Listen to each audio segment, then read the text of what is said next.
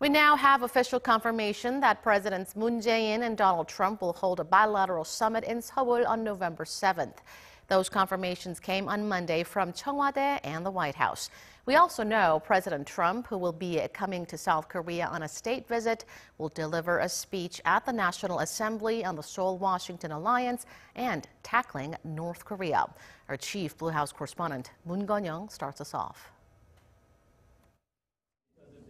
South Korean President Moon Jae-in and U.S. President Donald Trump will sit down for an official bilateral meeting in Seoul on November 7th to discuss ways to further strengthen their decades-old alliance and bolster joint efforts amid rising tensions over North Korea's nuclear missile program. Mr. Trump's trip to Seoul, confirmed by both the Blue House and the White House on Monday, will be the first for the U.S. president since taking office in January this year and will make him the first foreign head of state to visit South Korea since President Moon took office in May. In a statement to the press, the Blue House said President Moon will hold a one-on-one with his visiting U.S. counterpart, which will be followed by a joint press event, and host a state dinner for President Donald Trump and First Lady Melania Trump on the 7th of November.